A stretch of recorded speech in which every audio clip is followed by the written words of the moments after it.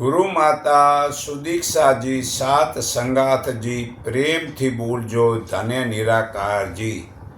આજે આપણે થાઇરોઇડ એટલે શરીરમાં મતલબ કે જે થાઇરોઇડ પેરાથાઇરોઇડ નામનો રોગ જે થાય છે, કોઈક માણસ જાડું થઈ જાય છે અને કોઈક પાતળું થઈ જાય છે, તેના ઉપાય માટે જાણો।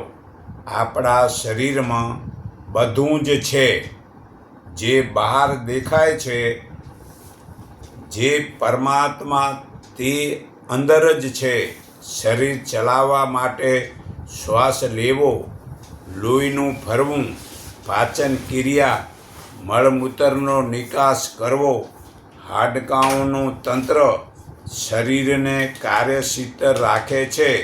પરંતુ આ બધા ચક્રોમાં મુખ્ય ચક્ર થાઇરોઇડ છે। આ ચક્ર ગળાના ભાગમાં આશરે 16થી 24 ગ્રામનું છે। આપણે જે ખોરાક ખાઈએ છીએ તે ખોરાકમાં જે ક્ષાર તત્વ હોય છે તે થાઇરોઇડ ચક્રમાં હોર્મોન્સ બનાવે છે। તે હોર્મોન્સ લોહીમાં ભળે છે, તેથી શરીરમાં શક્તિ મળે છે અને જ્ઞાન તંતુઓને બળ આપે છે। આપણા શરીરમાં ચૂનો અને ગંધક તત્વનું જે કેલ્શિયમ અને ફોસ્ફરસ પાચન કરે છે, તેમજ શરીરમાં રહેલા ઝેરને બહાર કાઢે છે, આપણા શરીરની ગરમીને સંતુલિત કરે છે।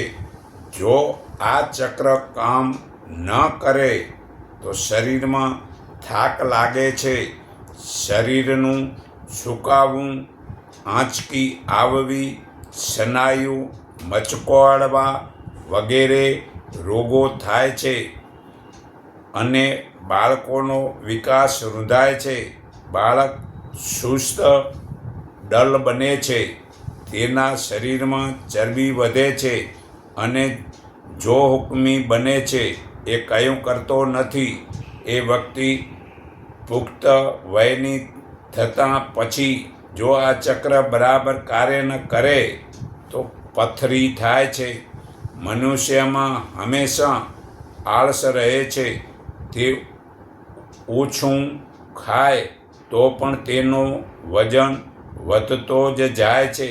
તેને માટે સર્ગાસન, મત્સ્યાસન, હલાસન, સિંહાસન, શીર્ષાસન, સર્ગાસન તથા પ્રાણાયામ, ઓમકાર, ભમરીક વગેરેથી સારું થાય છે। જીભને કાઢીને સિંહાસન કરવું, ઉજ્જય પ્રાણાયામ માટે બંને નાકથી શ્વાસ લેવો અને બંને નાક અથવા ડાબા નાકેથી શ્વાસ છોડવો। શ્વાસ લેતી અને છોડતી વખતે બંને વખતે શ્વાસને ગળામાં રહેલા ગ્લોટિસ સાધારણ સ્પર્શ થાય તે પ્રમાણે લેવો અને મૂકવો। મુખ્ય હું સારો થઈ રહ્યો છું તેવો ભાવ રાખવો। ખરેખર આપણે આ થાઇરોઇડ અને પેરાથાઇરોઇડ ગ્રંથિઓ બિંદુ 8 બાળકના વિકાસમાં આ ગ્રંથિઓ મહત્ત્વનો ભાગ ભજવે છે। તે આપણા શરીરમાં ખરેખર સમાન ભાવ, પ્રેમ અને ઉચ્ચ વિચારશક્તિ જેવા માનવીય ગુણોનો વિકાસ કરવામાં આ ગ્રંથિ એટલે ચક્રનો મહત્ત્વનો ભાગ ભજવે છે। આમ છતાં આત્મસંયમ, સંતુલિત સ્વભાવ, હૃદયની પવિત્રતા, પરોપકાર જેવા ગુણો પ્રાપ્ત થાય છે। જો આ ગ્રંથિ બગડી જાય તો માનસિક વધુ પડતું એ બોલવાનું તથા કુતધનીપણું આવે છે। ગર્ભાવસ્થા દરમિયાન બાળકના જન્મ પછી કે ગર્ભાશય કઢાવી નાખવાના ઓપરેશન પછી જો આ ગ્રંથિને નુકસાન થાય તો શરીર ફૂલાવા માંડે છે, તેમજ કમર અને પેઢું આસપાસ ચરબી વધે છે. તો એ માટે આ ગર્ભાશયના ઓપરેશન જ ન કરાવવા જોઈએ. ડૉક્ટર જણાવે છે કે બાળકોને રોગ મટાડવાની શક્યતા ન જણાતા મુંબઈની હોસ્પિટલમાંથી રજા આપવામાં આવી હતી. તપાસ કરતાં જણાયું કે તેમની થાઇરોઇડ ગ્રંથિઓને ખૂબ જ નુકસાન પહોંચ્યું હતું. એક્યુપ્રેશરની 4 દિવસની સારવારમાં જ સુધારો જણાયો અને 40 દિવસમાં રોગ તદ્દન મટી ગયો. તો આ ગ્રંથિઓ શરીરના બેરોમીટર જેવી છે, એટલે કે કોઈ પણ રોગ 7 કે 8 દિવસથી વધુ ચાલુ રહે છે તો આ ગ્રંથિનું બિંદુ 8 પર દબાવતા દર્દ થાય છે. આપણા સુખ અને સ્વાસ્થ્યમાં આ ગ્રંથિ મહત્ત્વનો ભાગ ભજવે છે અને તેનું બિંદુ પણ હથેળી પગના તળિયામાં સૌથી વધુ મોટું છે. આ ગ્રંથિ જ્યારે ઓછું કામ કરે છે ત્યારે શરીરમાં કેલ્શિયમની અછત થાય છે. બાયોકેમિક દવા કેલકરિયા ફોસ તથા કેલકરિયા ફ્લોર લઈને કમી દૂર કરી શકાય છે. તો ખરેખર એ દવા પૂરતી લેવા માટે ખરેખર રોગ મટાડી શકાય છે. તો દર્દી હંમેશા આળસનો જ અનુભવ કરે છે, સુસ્ત રહે છે, કામકાજમાં કોઈ ચિત્ત રહે નહીં અને દિવસ દરમિયાન પણ ઊંઘમાં જ રહે છે. બીજું કે શરીર ઉપર સોજા રહે, વજન વધતું જાય. આવા લક્ષણો થાઇરોઇડના મોટાભાગના રોગીઓમાં જોવા મળે છે. સોજો મુખ્યત્વે આંખોની આ નીચે અને મોઢા ઉપર તેમજ પગ ઉપર જોવા મળે છે. દર્દી કેટલું ખાય છે તે મહત્ત્વનું નથી. એ ઓછું ખાય તો પણ તેનું વજન વધતું જ જાય છે. ભૂખ બહુ જ ઓછી લાગે અને કબજિયાતનો કોઠો કાયમી થઈ જાય છે. મહિલાઓના માથાના વાળ ઉતરે છે, ચામડી સુકાય, લુખી કે સૂકી થાય, ખંજવાળ પણ આવે છે. આ થાઇરોઇડના રોગને કારણે મહિલાઓને માસિકમાં ખૂબ જ અનિયમિતતા રહે, તેમજ કેટલીક વખત વધ્યતાનું એટલે કે ઓપરેશન કર્યા પછી આ થાઇરોઇડની કાર્યશીલતામાં અક્ષમતા પણ હોઈ શકે છે. તો કંઠ રૂંધાય, અવાજ ભારે થાય, અવાજ બેસી જાય, આવું લગભગ રોજનું જ થઈ જાય. સામાન્ય સારવારની કોઈ અસર ન પણ થાય. ચહેરો ફીકો પડી જાય, ઉદાસી આવે. સાતમું કે માનસિક શક્તિ ક્ષીણ થાય, યાદશક્તિ ઘટે, કોઈ પણ કામ કરવામાં રુચિ ન રહે, એકાગ્રતાનો અભાવ, માણસ પોતાના વ્યવસ્થામાં ઢીલો થઈ જાય, તેની કામ કરવાની શક્તિમાં ઓટ આવે. આઠમું કે ઉદાસી આવતા ડિપ્રેશન પણ આવે. આવા ચિહ્નોને કારણે ઘણું કરીને ગર્ભાવસ્થા પછીના ડિપ્રેશનમાં 5થી 30% સ્ત્રીઓમાં થાઇરોઇડની ગ્રંથિ અનિયમિત કારણભૂત હોય છે.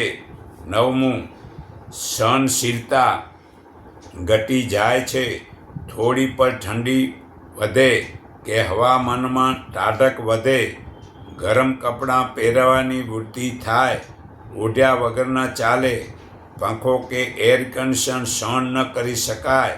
10મું, હૃદયની કાર્યક્ષમતા ઘટે, હૃદયની કામ કરવાની ગતિ મંદ પડી જાય અને આને કારણે બીજા રોગ પણ થાય છે.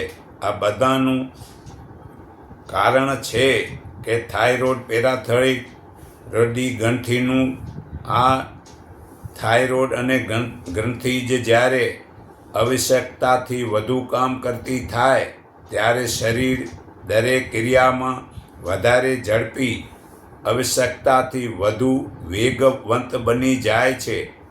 આને કારણે શરીરમાં અનેક ફેરફારો અને નુકસાન થાય છે. એક તો વજન ઘટે છે, જેનું કોઈ એકમાત્ર કારણ થાઇરોઇડ ગ્રંથિમાં કાર્યરત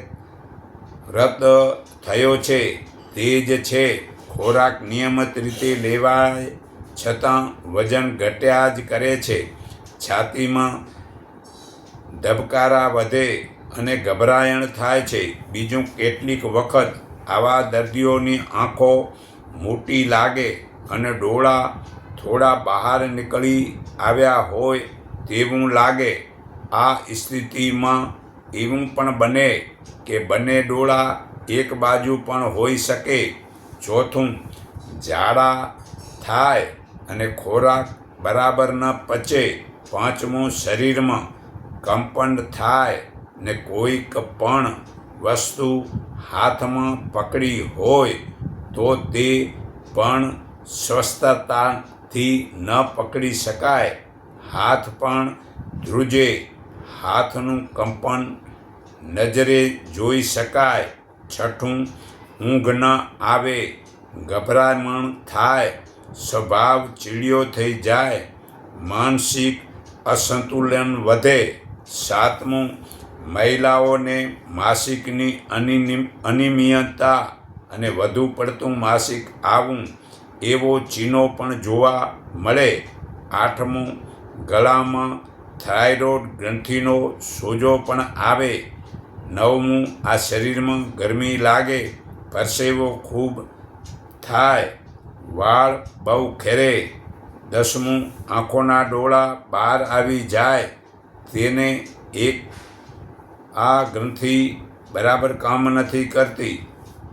તો ખરેખર કુમારપાઠુંને 2 ઇંચનો ટુકડો એ ગિરીન ભાગ ખાવાનો અને જે એમાં પીળો ભાગ નીકળે છે એ રાત્રે સૂતી વખતે અહીંયા ગળામાં લગાવીને સૂઈ જવાનું ને સવારે ધોઈ નાખવાનું. આ ઉપાયથી પણ સારું થાય છે. અને ખરેખર સરેરાશ 100થી 150 માઇક્રોગ્રામ આયોડિન જરૂર આપણા શરીરમાં પડે છે. પરંતુ ઘણા પ્રદેશોમાં, પહાડી પ્રદેશો, નદી કાંઠા સ્થળો, જમીનનું ધોવાણ થવાથી આયોડિન શરીરને મળતું જ નથી. આવા સંજોગોમાં થાઇરોઇડ ગ્રંથિને વધારે કામ કરવું પડે છે. તેથી કરીને તે કદમાં મોટી થાય છે. તે સ્થિતિને ગોઈટર કહેવાય છે. સમગ્ર એશિયામાં 500 મિલિયન લોકો આયોડિન ઉણપવાળા પ્રદેશોમાં રહે છે.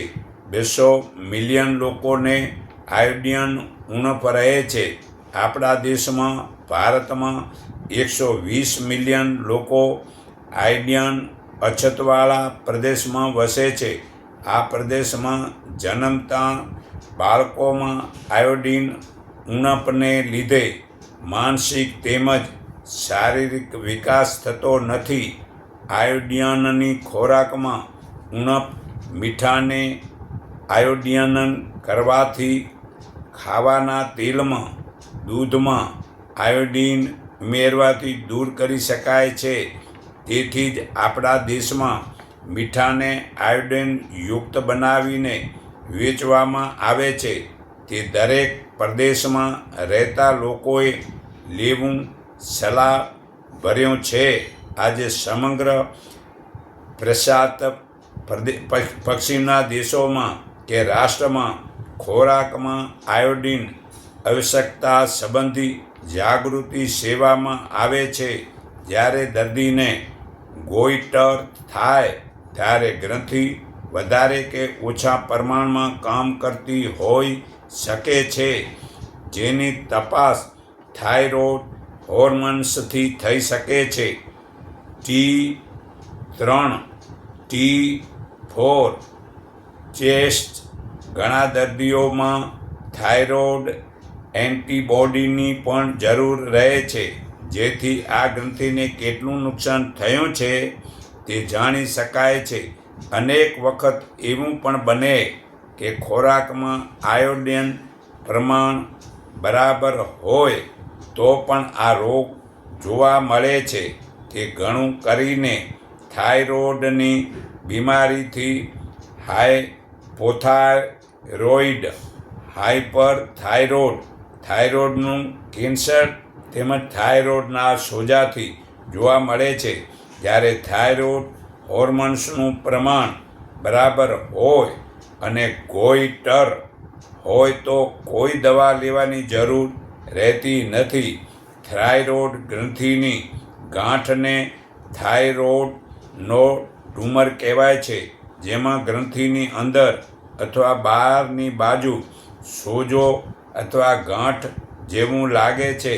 4થી 7% લોકોમાં આ જોવા મળે છે. સ્ત્રીઓમાં આ પ્રમાણ વધારે હોય છે. આ રોગમાં દર્દીને થાઇરોઇડનું કેન્સર હોવાનો ભય વધુ રહે છે. ખરેખર 90% દર્દીઓમાં નિર્દોષ જોવા મળે છે. થાઇરોઇડનું કેન્સર ખૂબ જ ઓછા પ્રમાણમાં હોય છે, છતાં દર વર્ષે 10,000 દર્દીઓને રોગ થાય તેમાં 1,000 દર્દીઓ મૃત્યુ પામતા હોય છે. આ રોગનું વધારે પ્રમાણ જે દર્દીઓને માથા અને ગળાના કેન્સર હોય અને રેડિયેશન આપવામાં આવ્યું હોય અથવા અકસ્મિક રેડિયેશન પડવાથી થયેલ હોય તેમાં વધારે જોવા મળે છે. આ રોગની તપાસ માટે મુખ્યત્વે ગેસ્ટ્રોની ટ્યુમર મારફત હોર્મોન્સ, થાઇરોઇડ કેન્સર સોનોગ્રાફી તેમજ FNAC સાયટોલોજીક તપાસની જરૂર રહે છે. તેમજ થાઇરોગ્લોબિન તપાસ થાઇરોઇડ કેન્સરની તપાસમાં મદદરૂપ થાય છે. થાઇરોઇડ ગ્રંથિની રોગની જાણકારી માટે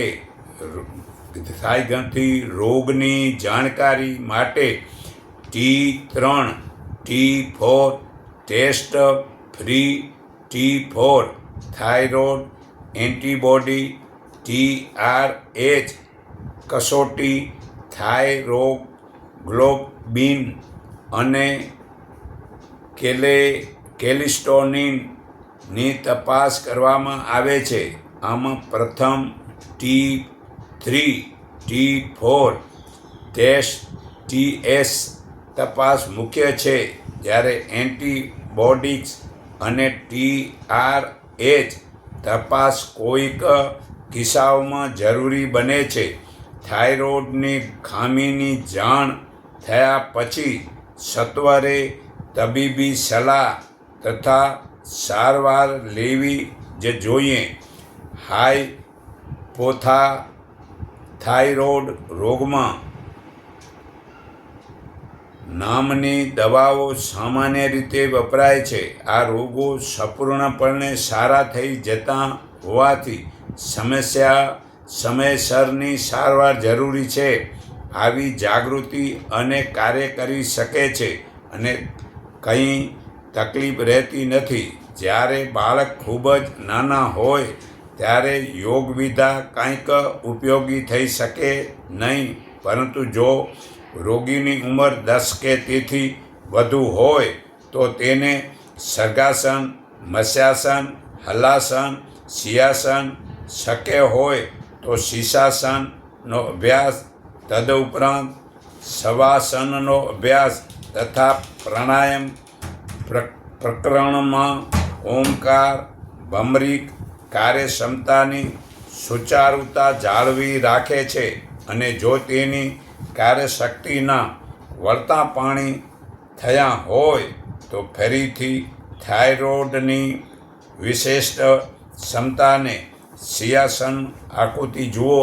આ આકૃતિ વડે આવી રીતે કરવાથી જે છે ને આ શરીરમાં થાઇરોઇડ ગ્રંથિનું સારું થાય છે. તો ખરેખર ક્ષમતાને જાગૃત કરી શકાય છે. ઉજ્જૈન પ્રાણાયામનો અભ્યાસ પણ આ તકે ખૂબ જ ઉપયોગી પુરવાર થયેલ છે. ઉજ્જૈન પ્રાણાયામ માટે બંને નાકથી શ્વાસ લેવો અને બંને નાક અથવા ડાબા નાકથી શ્વાસ છોડવો. શ્વાસ લેતી અને છોડતી વખતે બંને વખત શ્વાસને ગળામાં રહેલ ગલોટી સાથે સાધારણ સ્પર્શ થાય તે પ્રમાણે લેવો અને મૂકવો. શ્વાસનો નિયમ આરંભમાં 1-2ના કર્મ પ્રમાણે રાખવો. ધીરે ધીરે કુંભકની ટેવ પાડવી. સૌથી અગત્યની વાત તો એ છે કે પ્રતિ પળ હું સારો થઈ રહ્યો છું તેવો ભાવ રાખવો. ડૉક્ટરી સારવાર ને વ્યાયામ કે યોગાસન અને માનસિક સ્વસ્થતાની ત્રિવેણી સંગમ સંપૂર્ણ સુખદ સ્વાસ્થ્યનું નજરાણું આપ્યું છે. તો ખરેખર વિશ્વની, રાષ્ટ્રની અને પોતાની ઉન્નતિમાં એક સંકિર્ણતાની શાંતિ થાય છે. તો શું વેદ, ગીતા, ઉપનિષદ વગેરે ગ્રંથોમાં છૂતાછૂત આભણછેટ, જાદુ ટોણા, દોરા ધાગા, ગળામાં માદળિયા લટકાવવા, શુકન જોવા, જ્યોતિષ, જન્મકુંડલી, હસ્તરેખા જોવા, નવગ્રહ પૂજા, નદી સ્નાન, બલિ પ્રથા, સતી પ્રથા, માંસાહાર, દારૂ પીવો, પ્રેત, ભૂત, પિતૃઓના નામે પિંડદાન દેવું, ભવિષ્યવાણી વગેરે વિધાન છે ના નથી? તો પછી તે શા માટે કરો છો? તો 8 યોગના અંગ યમ, નિયમ, આસન, પ્રાણાયામ, પ્રત્યાહાર, ધારણા, ધ્યાન અને સમાધિ વડે પરમાત્મા માટેની સિદ્ધિ કરો. તો યમના નિયમ પહેલા કે અહિંસા, સત્ય, અસત્ય, બ્રહ્મચાર્ય, અપરિગ્રહ.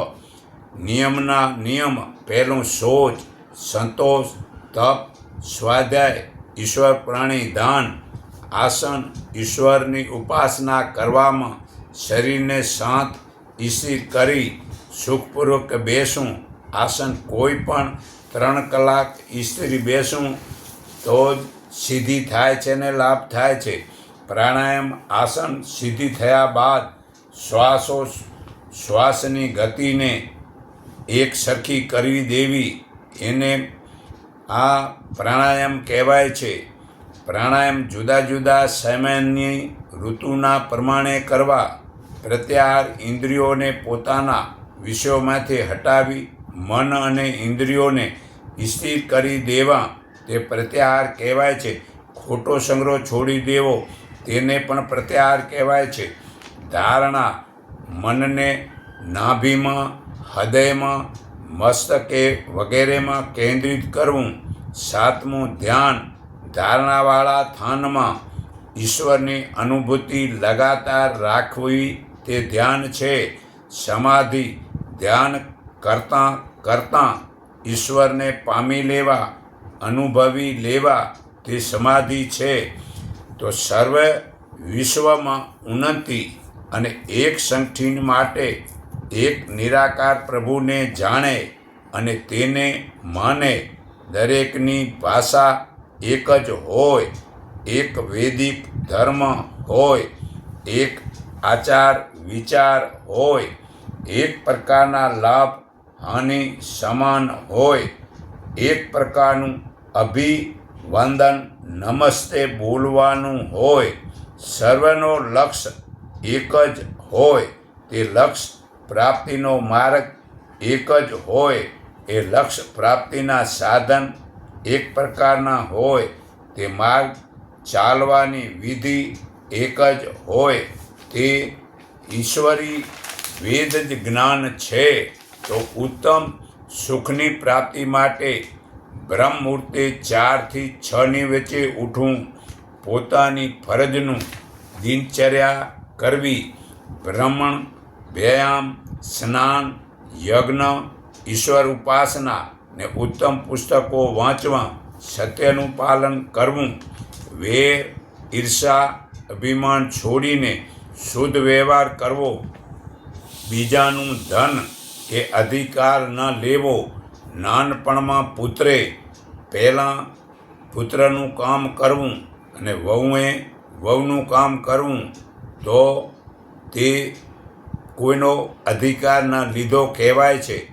રાષ્ટ્રની, સમાજની, પોતાની ઉન્નતિ માટે એક સંકટી ત્યાગ, તપ, સેવા, બલિદાનની ભાવના રાખવી ને ઉત્તમ કાર્ય કરવા માટે ખરાબ કર્મોને છોડી દેવા, સાત્વિક ભોજન ને મધુર વ્યવહાર, આત્મનિરીક્ષણ, જ્ઞાનીનો સત્સંગ સાંભળવો અને ઉત્તમ ગુણ કર્મ સ્વભાવ ધારણ કરવા માટે તપ કરવું, પરોપકાર કરવો ને નમ્રતા રાખવી અને રાત્રે સૂતી વખતે પોતાની માતા, પિતા, ગુરુ વગેરે કુટુંબીઓને ઈશ્વર આગળ શાંત એકાંત સ્થાનમાં બેસીને તપાસવું કે પોતાના દિવસના સમય કાર્યવ્યવહારને કારણે મન, વાણી, શરીરથી કરેલા કાર્યને તપાસવા કે મારા જીવનમાં કોઈ ભૂલ તો થઈ નથી ને, કોઈની સાથે વેર, ઈર્ષા, અભિમાન વડેનું વર્તન થયું તો નથી ને, મેં કેટલી ભૂલો કરી છે તે કેટલી ભૂલો સુધારી છે, જે કાર્ય કરવાનું પહેલું હતું તે મેં કર્યું નથી અને જે કાર્ય મોડું કરવાનું હતું તે કરી નાખ્યું, કયા કાર્યમાં વધારે સમય લગાવ્યો અને કયા કાર્યમાં ઓછો સમય લગાવ્યો, કયા કાર્ય મુખ્ય છે અને કયા સામાન્ય છે, સામાન્ય કાર્યમાં મુખ્ય બનાવી દીધા છે વગેરે ભૂલોને જાણીને, જીવનમાં ભૂલ સમજીને તેને સુધારવાની પ્રતિજ્ઞા કરવી અને દ્રઢ સંકલ્પ કરવો કે હવે ફરીથી એ ભૂલ નહીં કરું. એવી હવેથી જે દિવસના કાર્ય કરતી વખતે મન, વાણી અને શરીરથી સાવધાન, જાગૃત રહેવું ને ઈશ્વર પાસે પણ દરરોજ જીવનનો ઉન્નત બનાવવા માટે આધ્યાત્મિક બળ, જ્ઞાન, ધૈર્ય, અનુભવ વગેરે ગુણોની પ્રાપ્તિ માટે પ્રાર્થના કરવું. આ ઉપયોગના કરવાથી મનુષ્યનું જીવન ઝડપથી સફળ અને શ્રેષ્ઠ બની શકે છે ને સર્વે રોગ મટે છે. તો હું સર્વના હૃદયમાં રહેલા પરમપિતા પરમાત્માને હું મારા હૃદય ભાવથી નમન કરું છું કે એકને ઓળખો, એકને માનો ને એક સંગઠિત થાવ. એટલું કહી મારી વાણી વિરામું છું.